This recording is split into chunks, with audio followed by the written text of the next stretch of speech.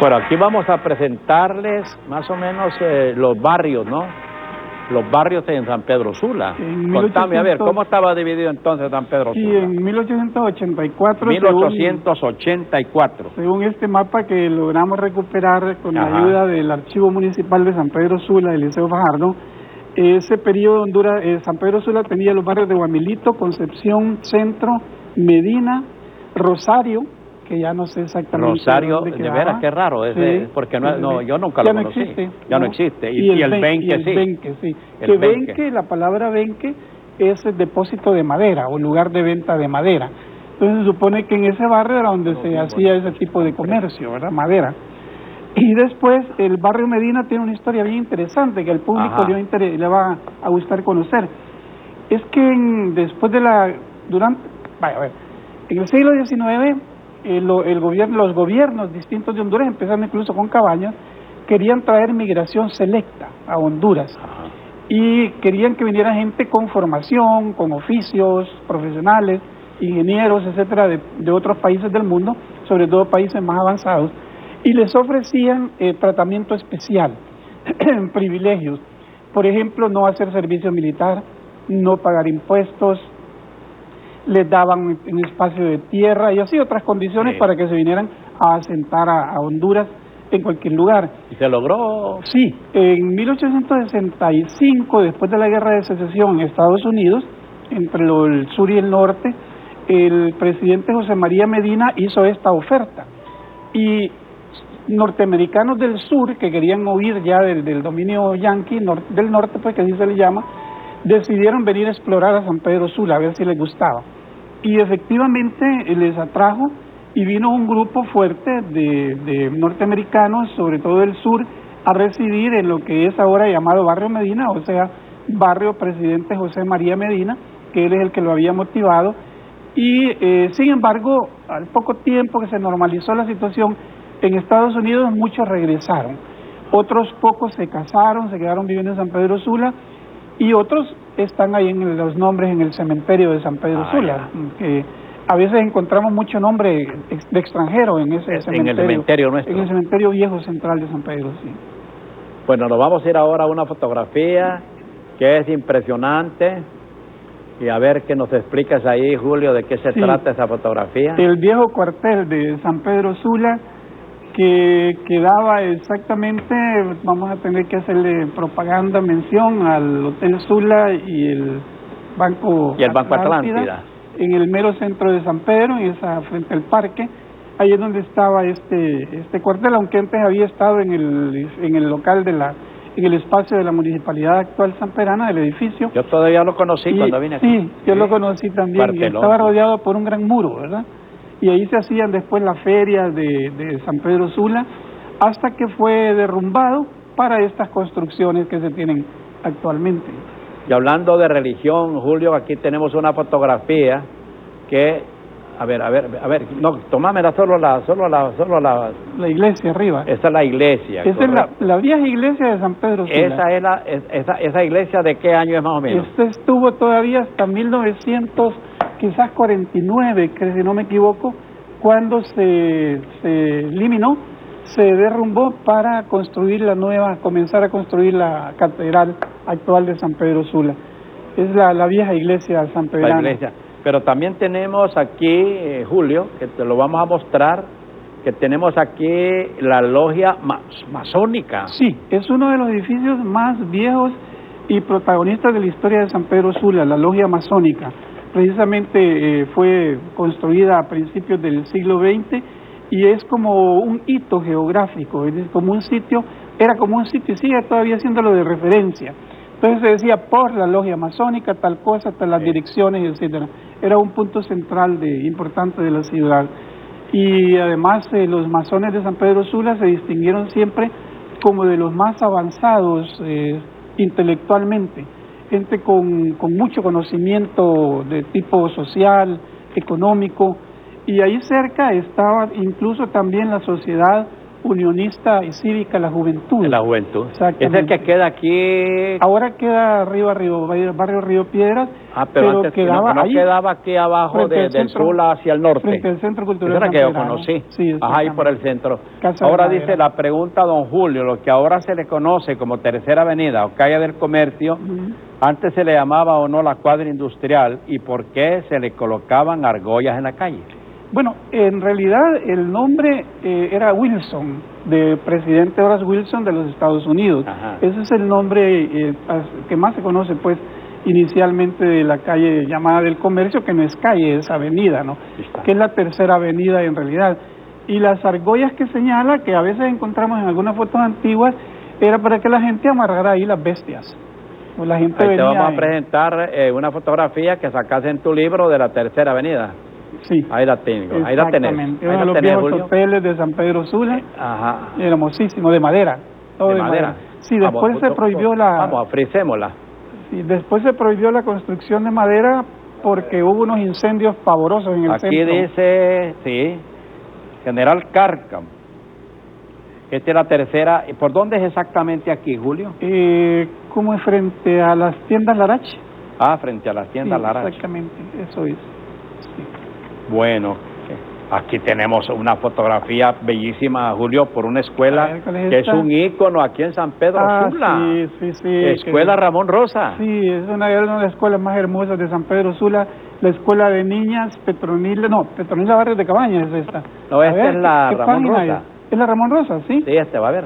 Entonces la Ramón Rosa es una de las escuelas insignes de San Pedro Sula que acogió 1930, a mucha gente. Julio. Sí, fundada en 1930, y tiene enfrente todavía arriba su fecha.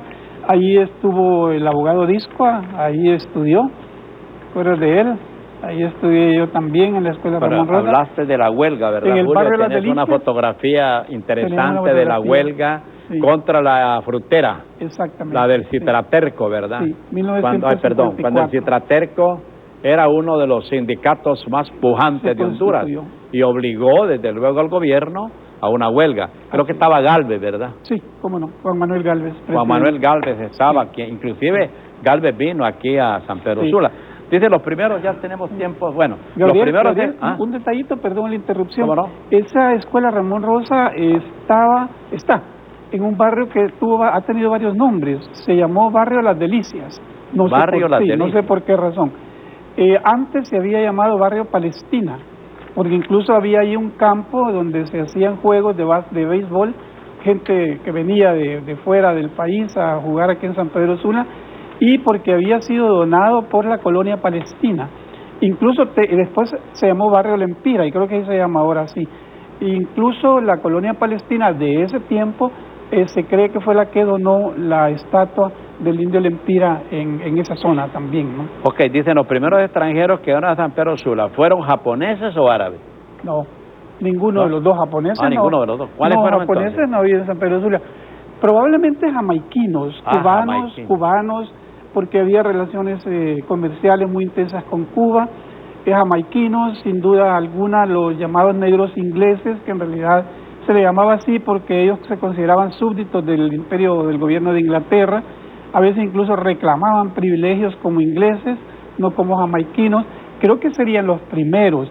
Y luego en La Ceiba y en Trujillo sí hay franceses, hay alemanes, hay ingleses. Hay una gran cantidad de población de distintos lugares del mundo. Hablemos de hoteles. Ya me había quitado Eddie la fotografía que le había puesto, que me la frisen ahí. Hablando de hoteles, ese es el Hotel y Cantina. No se puede. Bueno, ahí lo vamos a dejar. ¿Ese hotel cuál era? Hotel y Cantina Nueva York, cercano al mercado sanpedrano actual, al centro. Hotel y Cantina. Hotel y Cantina. Así se llamaba. Sí, Hotel y Cantina Nueva York. Sí, así es. A ver, vamos a ver otra cosa. Bueno, una de las familias más conocidas fue la familia Nuila. Sí. Donde se hospedó, dices tú aquí, el presidente Manuel Bonilla. Luego fue la casa de Domingo Lara. Veamos entonces, esta es la casa inicialmente de la familia Nuila. Sí. Una familia muy conocida en San Pedro Sula, ¿verdad? Sí. Entonces aquí estuvo el presidente Manuel Bonilla. Manuel Bonilla, ¿ahí durmió o se hospedó ahí? Sí, cuando fue recibido en San Pedro Sula durante 2 días en recepciones, un honor para la ciudad que viniera un presidente, y la casa de doña Doris Nuila acaba de ser botada. Hace poco, ¿verdad? La que estaba exactamente iniciando el Boulevard Morazán, frente a Prisa, lo que era Prisa, Ajá. ahí la casa alta de madera, esa casa ya fue destruida. Y ahora nos presentás, después de del Benque, nos ofreces una linda fotografía de una San Pedro Sula moderna. De San Pedro Sula, sí, así es. Imagínate tú, ¿verdad? Qué cambio Sí. el que presentas con la primera del Benque.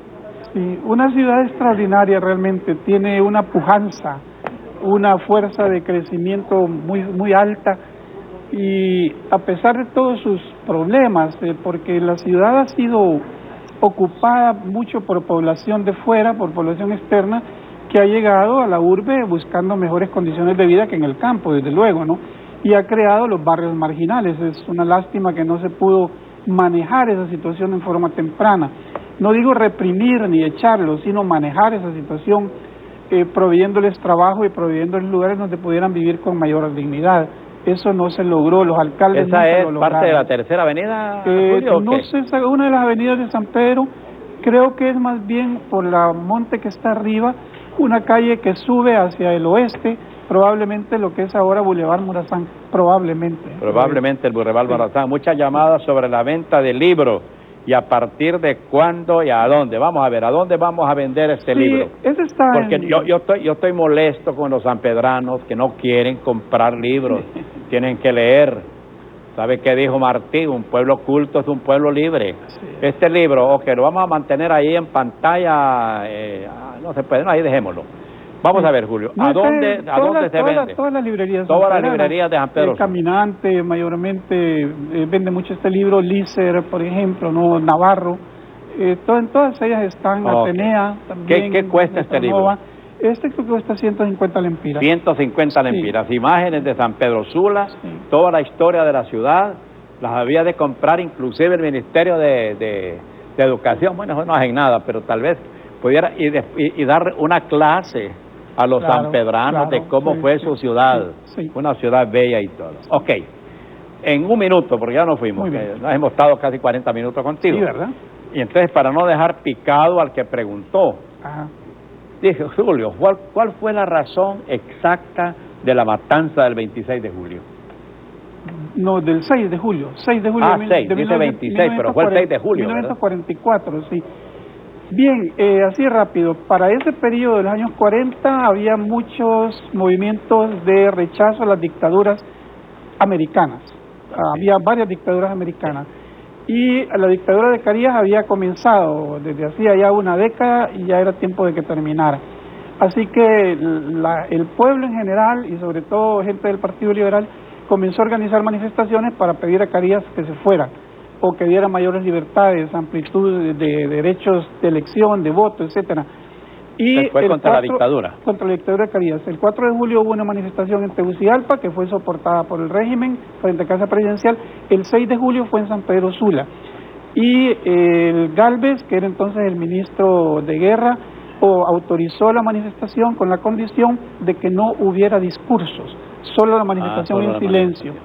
Pero en el último momento en que se iba a despedir la manifestación, uno de los dirigentes se puso en un lugar alto para decir a todos que terminaba la manifestación. Pero no fue el doctor Peraza. Doctor Peraza, exactamente. Y uno enemigo que estaba allí de otro señor aprovechó para disparar y matar a su enemigo y fue la matanza. Julio, te agradezco mucho, sé que sos una persona muy ocupada. Un placer. Muchas gracias por venir. Ya saben, hay que comprar imágenes de San Pedro Sula, hay que leer en nuestra ciudad. Ha sido un honor para mí, Julio, tenerte con nosotros. Te agradezco pues tu complacencia. Vamos a ir a una pausa comercial.